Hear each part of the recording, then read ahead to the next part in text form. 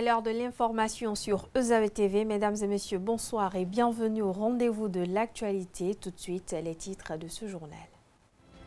Les membres du gouvernement béninois ont transmis ce jour à l'Assemblée nationale pour examen et vote le projet de loi portant modification de la loi numéro 2024-28 du 26 juillet 2024 sur les ordres nationaux au Bénin. Une décision prise lors de la session hebdomadaire du Conseil des ministres de cette semaine. D'autres décisions ont également meublé ce conclave gouvernemental. Vous suivrez dans quelques instants la substance des échanges. Visite officielle du président sénégalais Bassirou Diomaye Faye à Cotonou. Le président Patrice Talon a reçu ce mardi au palais de la Marina son homologue sénégalais pour un échange en tête-à-tête. Au menu des discussions, la coopération bilatérale, la situation régionale ainsi que les réformes institutionnelles. Au terme de leur rencontre, les deux dirigeants ont affiché leur convergence de vues sur les grands défis. Retour sur le point de presse conjoint des présidents Patrice Talon et Bassirou Diomaye Faye à l'issue de leur tête-à-tête. Au Togo, le mouvement de la société civile M66 appelle à manifester ce mercredi 16 et jeudi 17 juillet contre le président du Conseil, Faure Gnassingbé. Un appel à manifester qui intervient à la veille des élections municipales. Prévu pour le jeudi 17 juillet 2025, le gouvernement a pris les devants en vue d'optimiser la sécurité du vote. On en parle dans ce journal.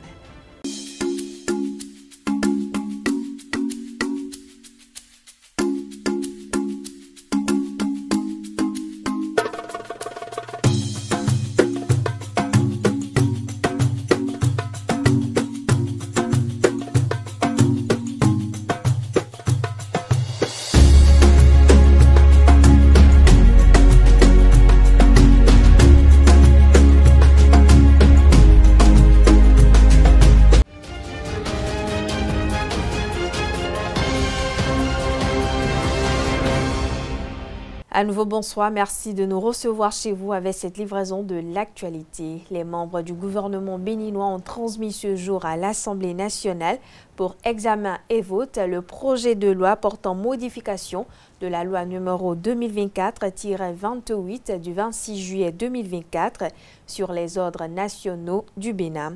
Une décision prise au cours de la session hebdomadaire du Conseil des ministres de cette semaine.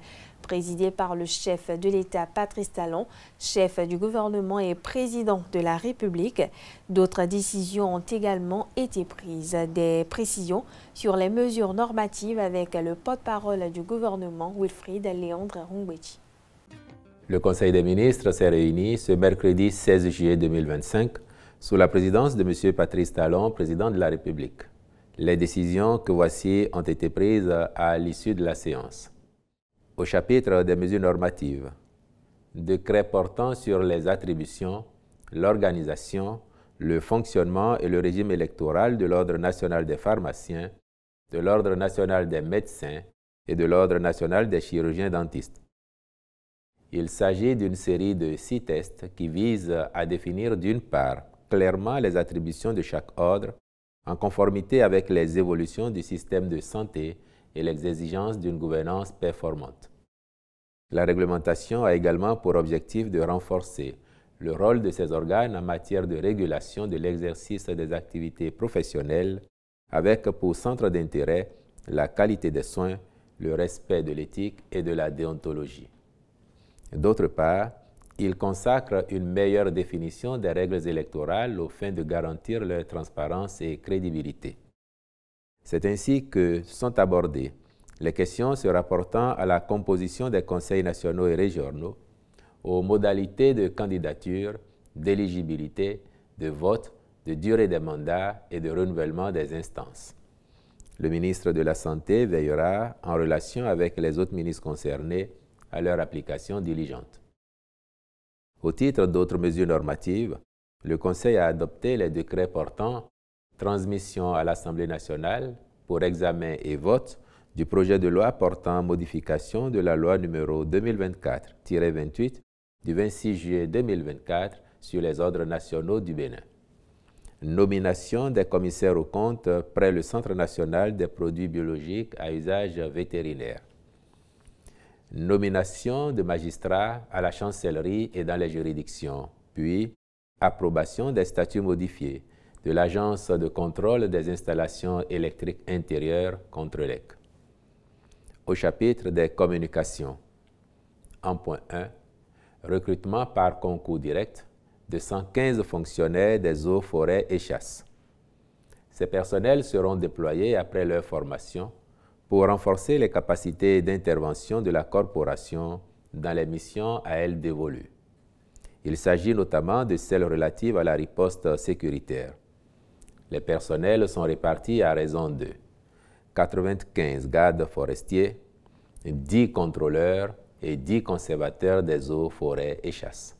Dans le registre des communications, on note l'adhésion du Bénin à l'initiative Globe Network de l'Office des Nations Unies contre la drogue et le crime. Aussi, l'approbation de la politique nationale de développement des énergies renouvelables PONADER 2020-2030 actualisée et sa stratégie 2025-2030. Des précisions toujours avec le porte-parole du gouvernement. En point 2. Adhésion du Bénin à l'initiative Globe Network de l'Office des Nations Unies contre la drogue et le crime. Créé en 2021, ce cadre a pour principal objectif de faciliter la coopération transnationale dans les affaires de corruption et de permettre aux autorités de détecter, enquêter et poursuivre plus efficacement les infractions liées à la corruption transfrontalière. L'adhésion de notre pays à ce réseau, ouvert à toutes les autorités chargées de l'application de la loi anticorruption des États ayant souscrit à la Charte des Nations Unies et des États partis à la Convention des Nations Unies contre la corruption, offre également des possibilités de partage de connaissances entre pairs et d'accès à une plateforme sécurisée d'échange d'informations. Aussi, le Conseil y a-t-il marqué son accord et instruit les ministres concernés d'accomplir les diligences nécessaires à sa formalisation. En point 3, approbation de la politique nationale d'évaluation PNE 2025-2034 et sa stratégie nationale d'évaluation 2025-2029. La présente politique a l'avantage de corriger les insuffisances de la précédente et prend en compte les outils nouveaux de mobilisation et d'engagement pour la prise de décisions publiques. Assortie d'une stratégie sur la période 2025-2029, elle est arrimée à l'agenda international de développement à travers les objectifs de développement durable, ODD, l'agenda 2063 de l'Union africaine et la vision 2050 de la CEDEAO. Au plan national, elle s'appuie d'un côté sur les orientations nationales de développement, plan national de développement, programme d'action du gouvernement, agenda spatial, etc., liés à la bonne gouvernance. Elle tire, de l'autre, son ancrage des dispositions de la loi numéro 2024-09 du 20 février 2024 portant loi cadre sur la planification du développement et sur l'évaluation des politiques publiques en République du Bénin. Elle résulte d'une démarche participative et est portée qu'à l'horizon 2034, la culture évaluative au Bénin est ancrée dans les pratiques de gestion et les prises de décision fondées sur des résultats des évaluations à tous les niveaux. Pour ce faire, la dite politique est déclinée en orientation stratégique et en programme, puis fera l'objet d'évaluation par un mécanisme dédié. Aussi, le ministre du Développement et de la Coordination de l'action gouvernementale prendra-t-il les dispositions nécessaires pour l'appropriation, la dissémination, la mise en œuvre ainsi que le suivi-évaluation, aussi bien de la politique que de sa stratégie nationale d'évaluation.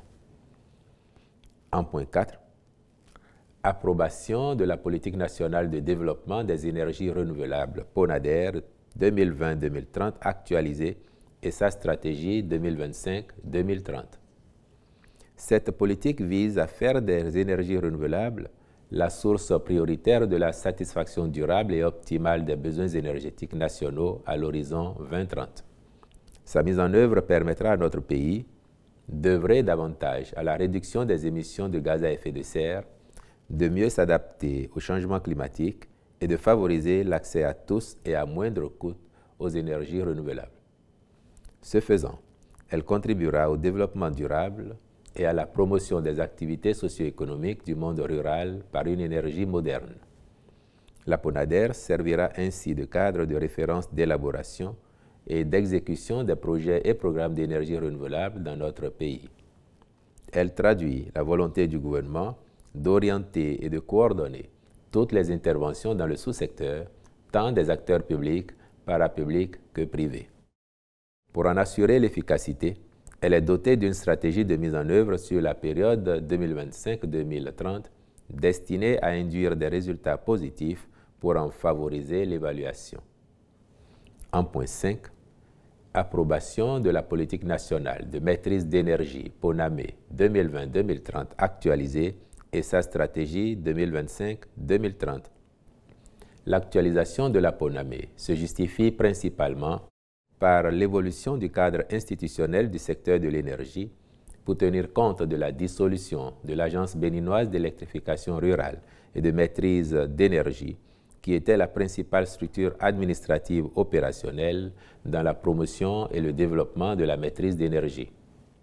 Sa mise à jour et son opérationnalisation à travers sa stratégie 2025-2030 permettront, à terme, aux consommateurs d'avoir accès à moindre coût aux services énergétiques de qualité, sécurisés, durables et efficaces. Elle postule en effet qu'à l'horizon 2030, la maîtrise d'énergie au Bénin garantit la réduction considérable de la consommation, de la dépendance et des dépenses énergétiques sans préjudice de la qualité des services énergétiques. Je l'annonce au sommaire de cette édition, le président sénégalais Bassirou Diomaye Faye a rencontré ce mardi son homologue béninois, le président Patrice Talon, pour un échange en tête-à-tête. Au menu des discussions, la coopération bilatérale, la sécurité régionale ainsi que les réformes institutionnelles. Au terme de leur rencontre, les deux dirigeants ont affiché leur convergence de vues sur les grands défis, notamment une coopération économique, l'intensification d'une sécurité à consolider face au terrorisme et aux récentes réformes urgentes à initier au sein de la CEDEAO et de l'UEMOA. Le point dans cette capsule vidéo. Nous venons de finir nos échanges entre le président Diomaye Faye et moi-même, puis dans un deuxième temps avec nos divers collaborateurs. L'occasion de ce petit compte rendu devant la presse me permet de réitérer au président Diomaye Faye mon amitié et mes remerciements surtout pour sa visite à Cotonou avec sa délégation. Nous avons plusieurs fois programmé et reporté cette visite qui a fini par se faire. Et au nom du peuple béninois tout entier, au nom de mon gouvernement et moi-même, Monsieur le Président, je vous dis merci pour cette visite, merci pour l'honneur que vous nous faites en venant à Cotonou à quelques jours de notre fête nationale, ce qui témoigne de la fraternité, de l'amitié qui est entre nos deux pays et de l'amitié qui est entre vous et moi. Nous avons échangé sur plusieurs points d'intérêt commun et je voudrais laisser le président Diomaye Faye peut-être vous faire un bref résumé de ce qui a nourri nos échanges. Monsieur le Président. Merci beaucoup, Monsieur le Président. Je voudrais d'abord vous remercier pour toutes les marques d'hospitalité et le chaleureux accueil qui m'a été réservé ici en terre africaine du Bénin et à ma délégation. Et vous remercier aussi pour la qualité des échanges que nous avons eus avec un large tour d'horizon de tous les sujets de coopération bilatérale, mais aussi et surtout sur le plan multilatéral avec les défis qui interpellent aujourd'hui notre sous-région. Dès ma prise de fonction, j'avais entrepris de faire un tour pour présenter mes civilités à mes frères chefs d'État. Et le Bénin figurait en très bonne place dans le calendrier de ces visites-là. Malheureusement, des contraintes d'agenda et des contraintes intérieures au Sénégal, mais aussi d'agenda de votre côté, n'ont pas permis à ce que la visite puisse être déroulée au moment où je le voulais. Mais j'avais quand même tenu à vous appeler au téléphone et à vous dire toute l'impatience que j'avais à vous rencontrer. Ce coup de téléphone a déclenché évidemment beaucoup d'amitié entre nous parce que vous avez décroché ce téléphone avec beaucoup de chaleur. Et nous avions eu en ce moment une discussion très fructueuse que nous avons continué aux rares occasions où nous nous sommes rencontrés. Nous avons évoqué évidemment les relations d'amitié et de coopération entre le Bénin qui sont cordiales et très conviviales, même si tous les deux nous avons relevé que nous pouvons aujourd'hui, en raison de la qualité de la relation, faire beaucoup plus et beaucoup mieux sur le plan des échanges commerciaux. Nous avons aussi parlé de la situation de la sous-région, tant sur le plan de la CEDEAO que sur le plan de l'UEMOA, mais aussi de la situation sécuritaire dans la sous-région qui est très préoccupante. J'en ai profité pour dire toute ma solidarité au président Talon et au peuple béninois frère par rapport aux événements douloureux qui ont pu survenir dans le cadre de la lutte contre le terrorisme et lui témoigner du soutien du Sénégal dans ces moments-là pour lesquels nous nous trouvons aussi tout autant atteints. Nous avons aussi parlé de l'UEMOA qui, comme nous le savons, traverse aussi une situation quelque peu difficile qu'il nous faut rapidement adresser. Et nous avons convenu, le président Talon et moi, dans les tout prochains jours d'entreprendre des démarches pour travailler à redynamiser l'organisation, à lui donner un nouveau souffle, bien évidemment avec le soutien des autres homologues membres de l'Union. La CEDEAO, nous en revenons il n'y a pas longtemps d'un sommet qui a été quand même un moment d'échange constructif entre les chefs d'État. Et j'ai rappelé tout à l'heure au président Talon tout l'intérêt des sujets que nous avons évoqués et les défis qui s'imposent à l'organisation qui doit, comme dans le cadre de l'UEMOA aussi, évidemment se réformer pour être à mieux même de prendre les défis de notre époque. Je terminerai mon propos en réitérant les remerciements au président Talon et au peuple béninois frère, et en le souhaitant à vous et à l'ensemble des Béninoises et des Béninois une bonne fête de l'indépendance par anticipation. Merci beaucoup. Merci mon frère, merci beaucoup. Et que Dieu bénisse le Sénégal et le Bénin. Merci beaucoup. Merci. Merci. Bah. À présent, je vous invite à suivre le point de presse conjoint des présidents Patrice Talon et Bassirou Diomaye Faye à l'issue de leur tête-à-tête au palais de la Marina. C'était dans la soirée de ce mardi 15 juillet 2025. On regarde.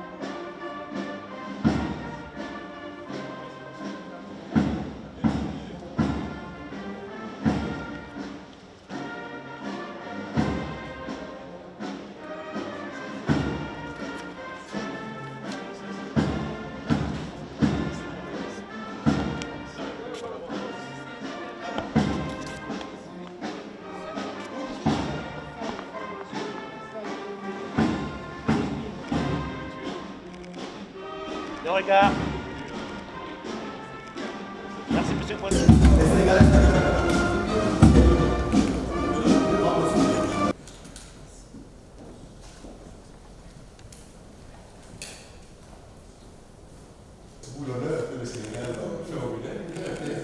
Monsieur le président.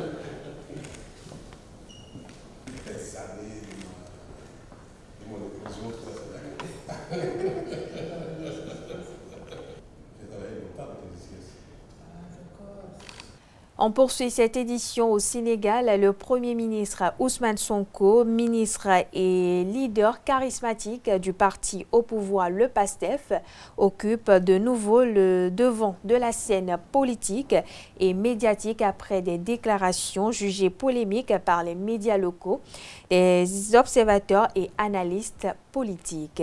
Ousmane Sonko s'exprimait jeudi soir lors de l'installation du Conseil national de son parti, un organe présenté comme stratégique pour structurer la vie du parti et accompagner les réformes annoncées par le régime au pouvoir depuis 15 mois.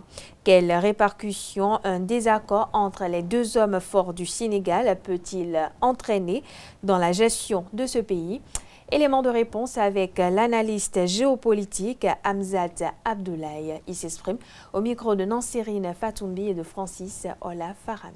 Nous sommes confrontés à ce qu'on appelle une crise interne entre l'exécutif dominé par le chef de l'État et le Premier ministre qui est en quelque sorte le chef du parti politique et en même temps c'est lui qui dirige les discours à l'Assemblée ainsi que la ligne directrice du parti PASTEF. Alors au Sénégal, depuis l'élection de Diomaye Faye, il était prévisible que les tensions entre les deux hommes puissent arriver.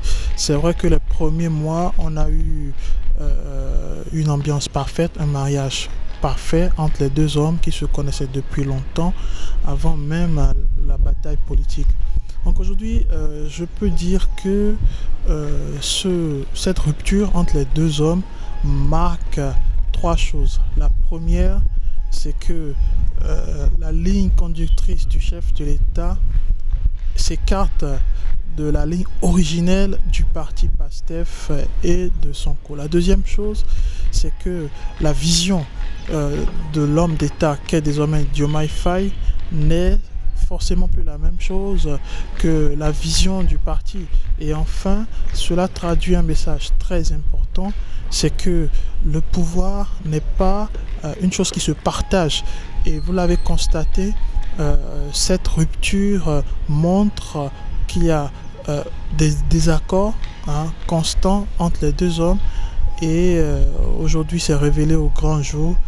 Je pense que fondamentalement, ça risque d'ébranler la classe politique sénégalaise et de redistribuer les cartes, parce qu'une rupture au sein du PASTEF serait une façon claire de dire que le Sénégal pourrait être confronté à une crise politique majeure qui peut impacter déjà le programme du président, mais aussi qui peuvent impacter les Sénégalais dans leur ensemble. Dans un autre registre, le ministre conseiller à l'enseignement secondaire technique et de la formation professionnelle, Espedi Huessou, s'est rendu au collège d'enseignement général Sainte-Rita de Cotonou hier mardi. L'objectif était d'apporter son soutien aux examinateurs des épreuves d'éducation physique et sportive qui font la transcription des notes des candidats admissibles au baccalauréat. Le reportage avec Komlan Quentin Amoussou. Après la phase d'évaluation des candidats aux épreuves facultatives et aux épreuves d'éducation physique et sportive, professeurs et examinateurs d'EPS font la transcription des notes des candidats admissibles au Collège d'enseignement général Sainte-Rita. Une occasion pour le ministre conseiller à l'enseignement secondaire technique et de la formation professionnelle, Espedi Huessou, de leur apporter son soutien en plein atelier. Que le sérieux d'un pays se mesure aussi par le sérieux de son système d'évaluation. Et le baccalauréat est un bon baromètre pour mesurer si notre système éducatif est sérieux, si notre pays est sérieux. Quand j'ai vu ce que vous avez mis en place, les méthodes que vous avez mises en place, la qualité des ressources humaines mobilisées et les moyens mis par le gouvernement, je crois que nous pouvons dire, sans risque de nous tromper, que le bac béninois est un label.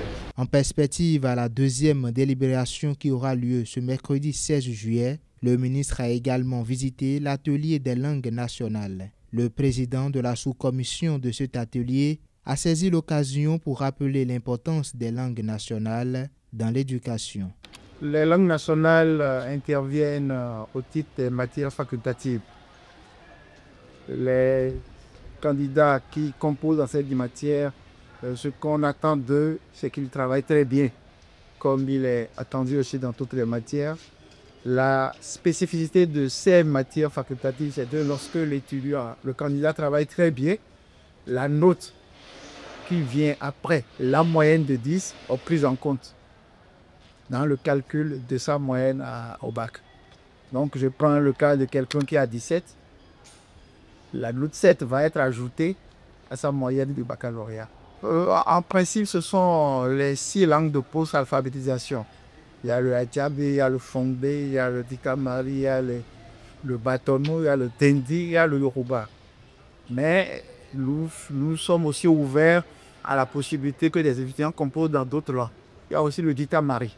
Donc un étudiant qui veut composer en Goum, en Pouela ou autre, on prend ça en compte, il n'y a pas de problème. En attendant la deuxième délibération prévue pour ce mercredi 16 juillet, les corrections se poursuivent. Restons toujours dans le domaine de l'éducation. La faculté des sciences agronomiques FSA a procédé le mardi dernier à la délibération des résultats de l'année académique 2024-2025 dans les locaux de l'université d'Abomey-Calavi. C'était l'occasion pour les étudiants et les professeurs de faire un bilan de l'année. Le reportage avec Anaël Vianedou. Ce qui nous donne globalement un pourcentage de 98,6% pour la première année et la deuxième année, pour le cycle licence par exemple. En agro 3, nous avons 28 inscrits, 28 admis. Un taux de 100%. Délibération des résultats de fin d'année à la faculté des sciences agronomiques. La FSA confirme sa réputation de faculté régulière. Depuis ma prise de fonction en octobre 2021, nous avons régulièrement délibéré dans le mois de juillet. Donc en juillet 2022, en juillet 2023, en juillet 2024 et en juillet 2025, nous venons de délibérer les résultats de l'année académique 2024-2025. Et ce travail est réalisé grâce à la cohésion de l'équipe des Canals. Une année académique qui a été meublée de programmes pour les apprenants avec à la clé une innovation, la mise à disposition des fermes aux étudiants en stage. Il y a eu une innovation cette année, c'est que nous avons l'habitude d'amener nos étudiants de deuxième année dans les départements, dans divers départements du pays, auprès des producteurs. Mais cette fois-ci, cette année, nous avons innové. Nos apprenants ont démarré ce stage-là sur nos fermes. Et le suivi a été très rapproché. Et vraiment, les enfants, le retour que nous avons eu des enfants, ils sont très contents. Et ils ont vraiment appliqué tout ce qu'ils ont eu à apprendre au cours. Et ils ont produit, ils ont fait le marketing eux-mêmes, ils ont vendu. Donc vraiment, il y a une intégration des activités. Et donc c'est vraiment un succès, un véritable succès. Et je crois que les années à venir, ça va être amélioré et renforcé.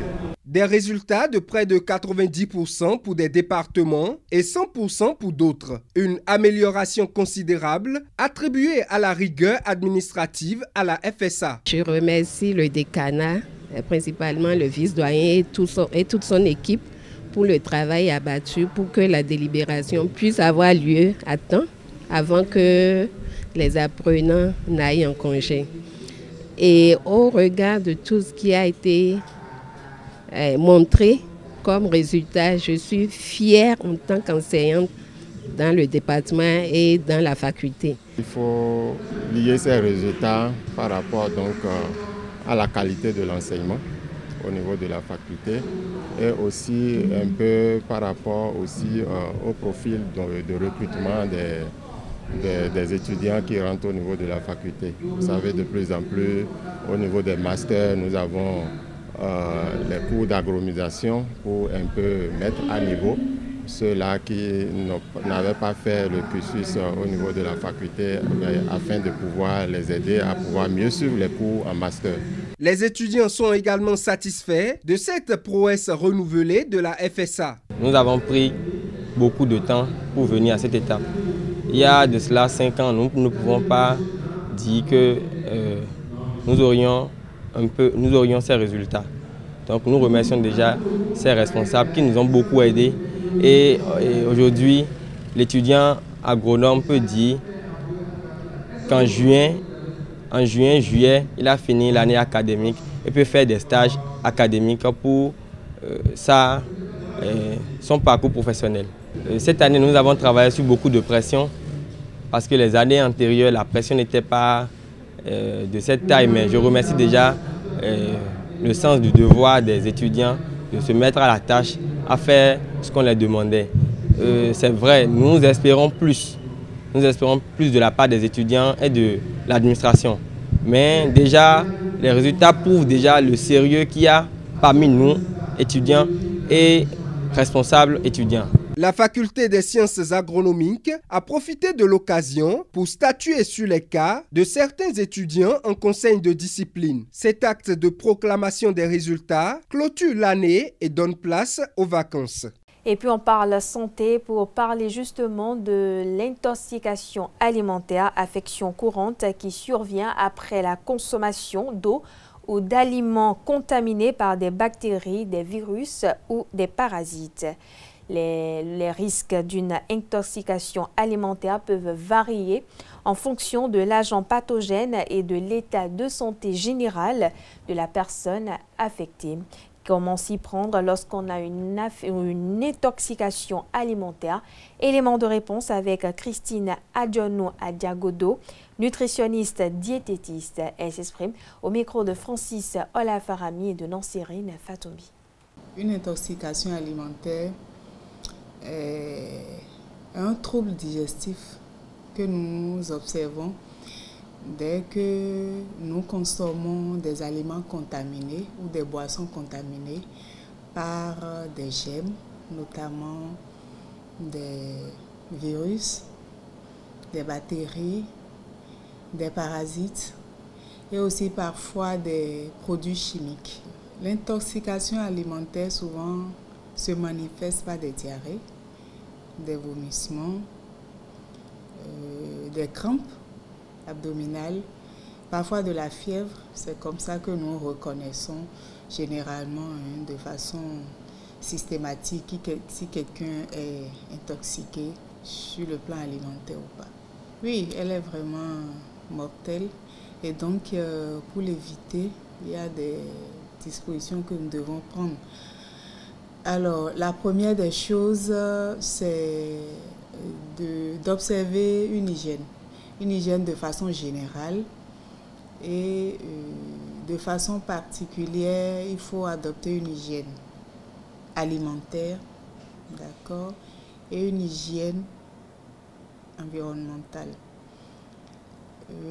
Hygiène environnementale, c'est de prendre soin de son environnement, tout ce qui est lieu de cuisine, là où nous vivons, et notre habitation en général, notre cuisine, nos ustensiles et les boissons, notamment pour ceux qui n'ont pas une source d'eau potable comme la SONEB. Et même si on a une source d'eau potable comme la SONEB, il faut quand même assainir l'environnement où il y a le robinet. Si on a autre source d'eau, nous devons décontaminer cette eau. Il y a des différentes manières de décontaminer les eaux. En dehors de ça, les contenants des eaux, là où nous stockons nos boissons, il faut veiller à ce que ça soit propre avant d'y mettre l'eau de boisson. En dehors de ça, tout ce qui est ustensiles de cuisine, il faut les protéger pour éviter que les mouches se posent là-dessus.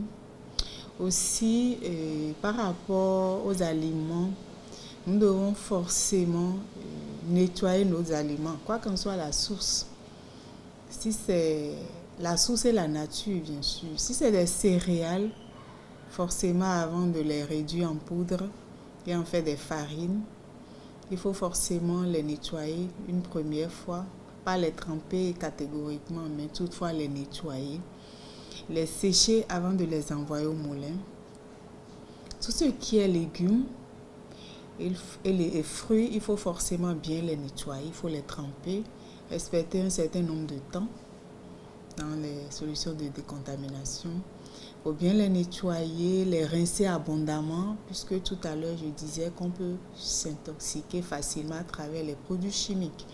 Et donc il faut plusieurs fois rincer nos aliments, bien les nettoyer avant de les consommer. Ça, c'est tout ce qui est fruits et légumes. Tout ce qui est source d'origine animale, c'est-à-dire viande et poisson, il faut également les nettoyer correctement avant de les cuire et les consommer. Donc voilà un peu quelques dispositions que nous devons prendre avant pour éviter les intoxications alimentaires. Dans le reste de l'actualité, l'intérêt de préserver sa culture d'origine reste essentiel pour un épanouissement et constitue des repères où que l'on soit. Comment garder sa culture sans pour autant heurter la sensibilité des habitants du pays d'accueil? Quelques Béninois de la diaspora ont livré leur avis sur le sujet. Suivons ensemble. Je vis en France depuis quelques années et donc voilà. Et là ce soir au menu on est en train de manger du gombo avec du ragbeli, avec des crabes, des escargots et tout ça. Il y a de l'igname aussi. Et donc voilà, c'est des trucs qui sont très prisés, qui nous manquent. Mais nous, on essaye quand même, avec ma famille, de manger le maximum de trucs qui viennent du pays. Donc quand on voyage, nos valises sont remplies de la bouffe du pays. Donc on n'est pas trop en manque de cela. Par contre, oui, tout ce qui est culturel, vous avez écouté que la musique qui passe, c'est de la musique du Bénin. J'ai mes enfants qui sont là, Seignon, Torpignon, Fimagnon. Et donc, à travers leur prénom, on sait qu'on vient du Bénin. Et voilà. Et moi, j'exhorte tous les Béninois qui sont à l'extérieur, que ce soit en France, aux États-Unis, n'importe où, de toujours s'identifier à travers le nom, tout ce qu'on mange, parce que moi, je vends beaucoup le Bénin à travers tout ça. Que ce soit à la maison, dehors, ça se voit que je suis Béninois. À travers nos vêtements et tout. Et voilà. Le petit drapeau béninois, il est caché derrière. Et j'y tiens beaucoup. Et donc voilà. Vendons notre pays avec ce qu'on a de plus cher. C'est notre culture, notre musique, notre identité. Et soyons fiers. Soyons fiers. Vivre loin du Bénin ne signifie pas renoncer à ce que nous sommes. C'est plutôt apprendre à porter nos traditions dans un contexte différent. La langue, ô combien précieuse et fondatrice de toute culture, reste la racine de tout ce qui fait l'identité d'un peuple. Parler fond avec ses enfants à la maison, même quand cela prend du temps, même quand cela semble difficile, c'est garder vivant l'âme, la mémoire et les valeurs de notre culture. La cuisine est également un pan puissant. Préparer du boma, du amiro, un bon atassi, du bomiwa, du agou, du télibo, bref, ces repas typiques de chez nous, dans une cuisine française, est un acte de mémoire, mais aussi une pédagogie. Ce qui me manque le plus, moi dont les ancêtres sont des joueurs de tam-tam Nesouhoué, en pays fond, du Dahomey, depuis le règne d'Agadia. Et ce que rappelle le nom que je porte, ce sont les rythmes et les fêtes, les sons du tam-tam, les chants et la vaudou qui font vibrer l'âme. Beaucoup sont ici et qui sont contre nos pratiques endogènes, par exemple, qui sont contre nos cultures africaines. Et j'essaye de m'imposer en faisant quelques petites activités pour m'en sortir. C'est bien à travers les activités culturelles béninoises, comme par exemple les spectacles béninois que les associations béninoises, bien sûr, arrivent à organiser ici.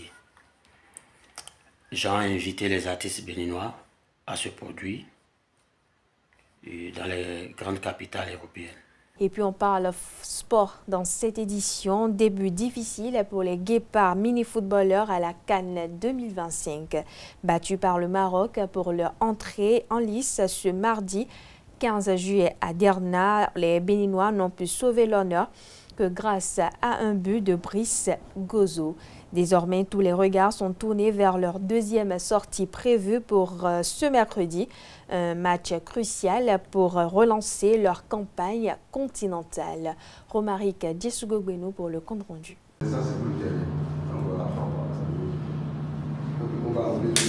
Les Guépards mini-footballeurs n'ont pas réussi leur entrée en matière ce mardi à Derna, en Libye. Battus 4-1 par le Maroc, ils ont tout de même sauvé l'honneur grâce à un but de Brice Gozo. Mais désormais, plus le droit à l'erreur.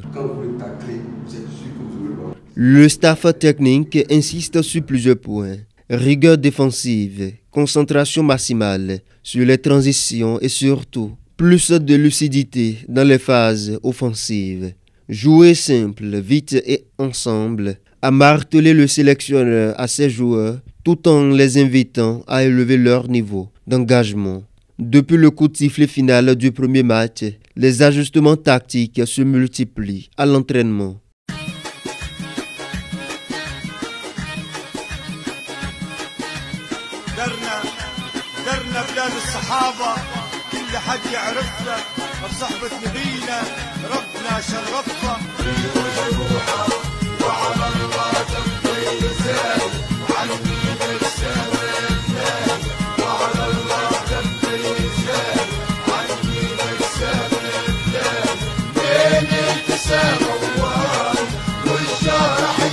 L'heure est à la mobilisation et sur le terrain d'entraînement, l'ambiance est studieuse mais déterminée. Les Guépards mini-footballeurs le savent, c'est aujourd'hui ou jamais. Ils affrontent le Ghana pour une rencontre capitale. Une défaite les plongerait dans une situation quasi irrécupérable.